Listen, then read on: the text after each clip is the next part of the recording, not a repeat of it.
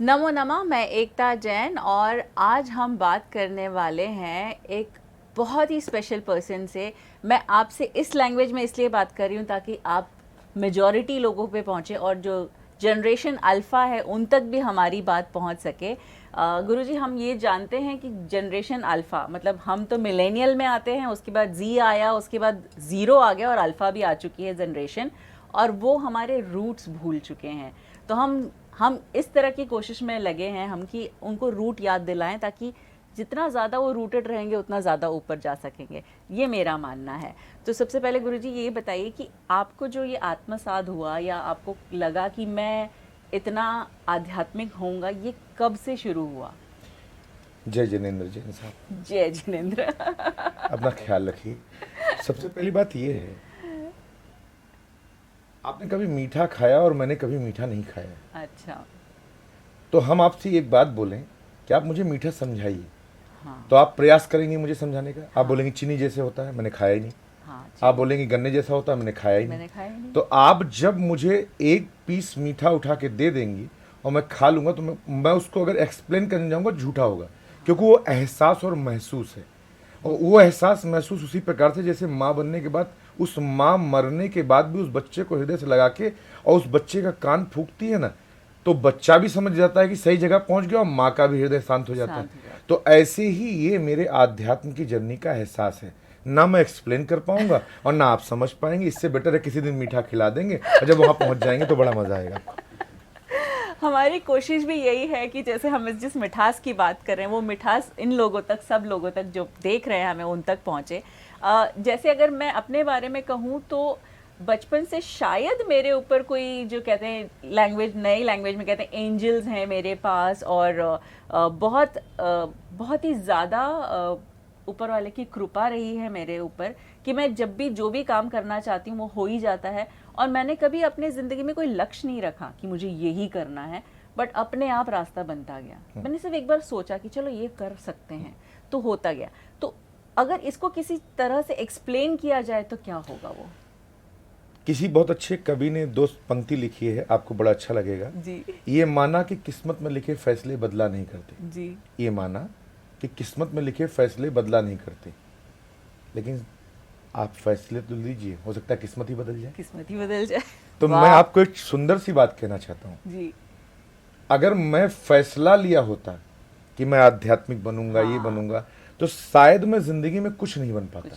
क्योंकि मेरे जीवन का लक्ष्य था कि मैं बहुत बड़ा इंडस्ट्रियलिस्ट हो सकता हूँ, बहुत बड़ा फिल्म स्टार हो सकता हूँ, या बहुत बड़ा राजनीतिक हो सकता हूँ, लेकिन कृष्ण को ये पसंद नहीं था। और कृष्ण को जो पसंद नहीं है वो हो नहीं सकता।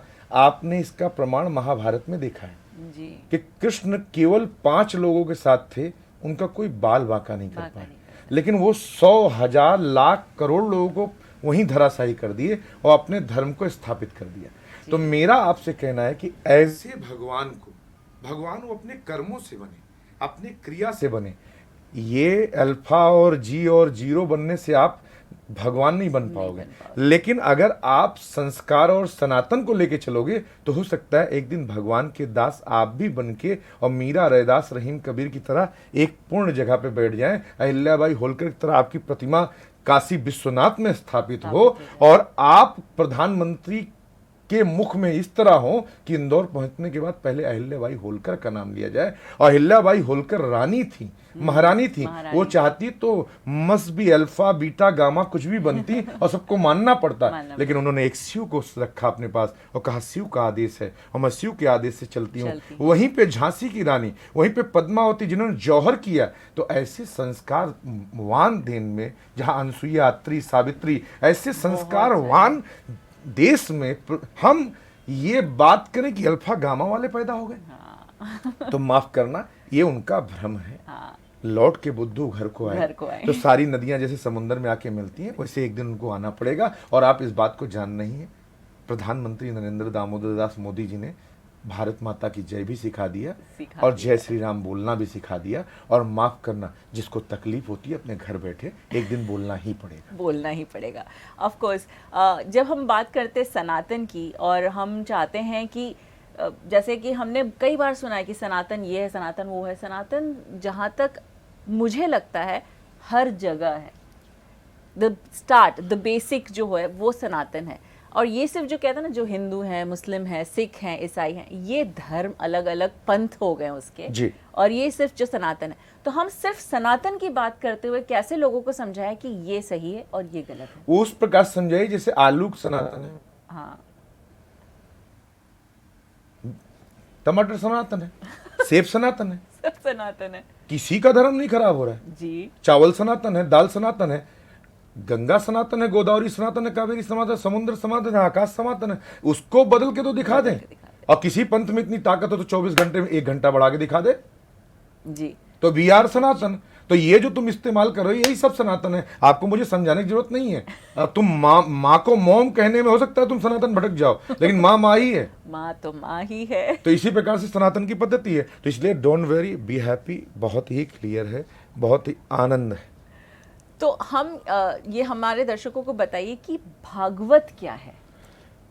जैसे आप जैन साहब मेरे पास आई जी। तो आपने अपना पूरा नाम लिया और जैन कह के संबोधन किया जी। लेकिन मैं अगर मुस्कुरा के बोलूंगा तो 24 अवतारों में जो एक अवतार है वो ऋषभ देव जी जो है प्रथम तीर्थंकर है आपके, ठीक है। तो अब आप मुझसे ये बोलेंगे सनातन कैसे है? यही सनातन है कि आप मेरे ही पुंज से जुड़ी हैं। जैसे भगवान नारायण से ब्रह्मा, ब्रह्मा से वशिष्ठ, वशिष्ठ से शक्ति, शक्ति से पराशर, पराशर से भगवान व्यास, भगवान व्यास से सुखदेव, भगवान व्यास से कौरव पांडव विदुर, हम आगे महाभारत तक। लेकिन किसी और पंथ वाले से बोलिए महाराज कहाँ से शुरू हुए, कहाँ खत्म हुए, उनका कोई बेस ही नहीं हो, कहीं ऊपर उड़ रहे हैं कि हवाओं में आए हवाओं में चले गए। तो इसका एक छोटा सा एग्जाम्पल देता हूँ। हाथ ने पैर से कहा, हाथ ने पैर से कहा, हाथ ने पैर से कहा, उसमें गड़बड़ था तो आप 2 बार देखने लगे। हाथ ने पैर से कहा कि भैया तुम्हें सब छूते हैं, हमें कोई नहीं छूता यार, क्यों?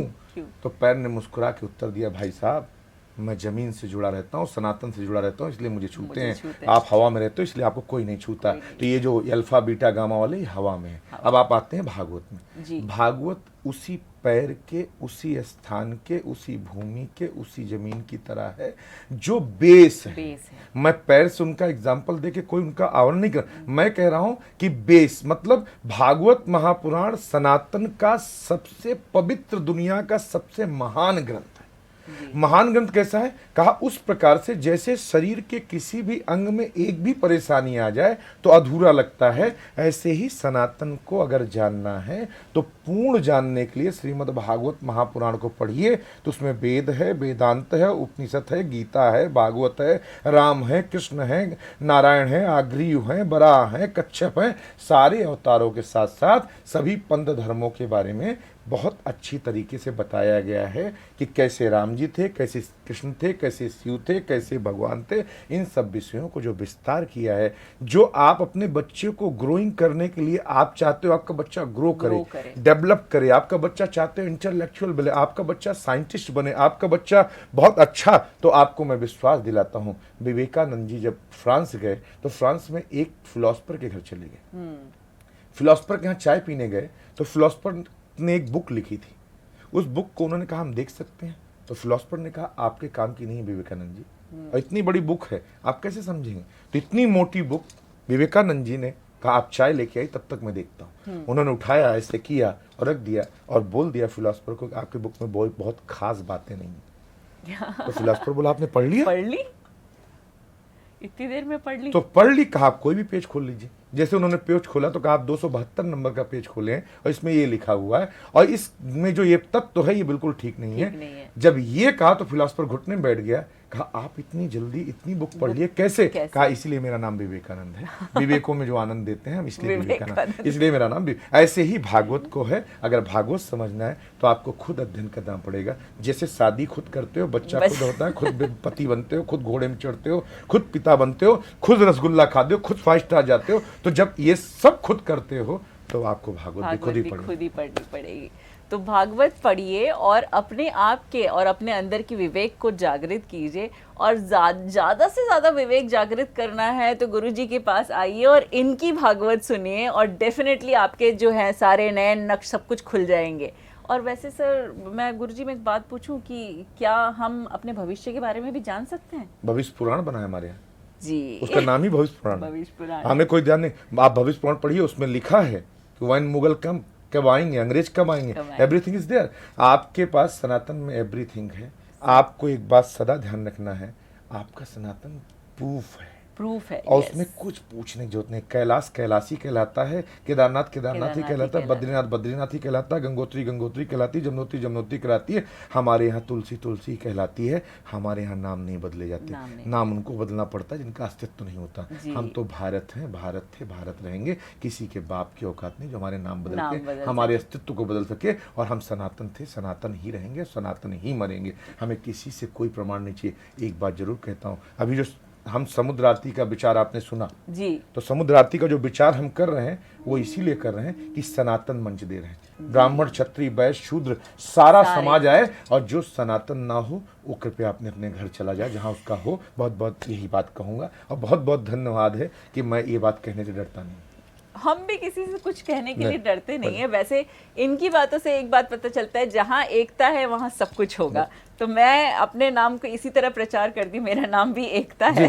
तो मैं यही कहती हूँ कि जहाँ एकता है वहाँ हर एक चीज़ आराम से हो जाएगी। एकता में रहिए, खुश रहिए और भागवत गीता सुनने के लिए तुलसी जी के पास आइए। जय जिनेंद्र, जय जिनेंद्र, राधे राधे।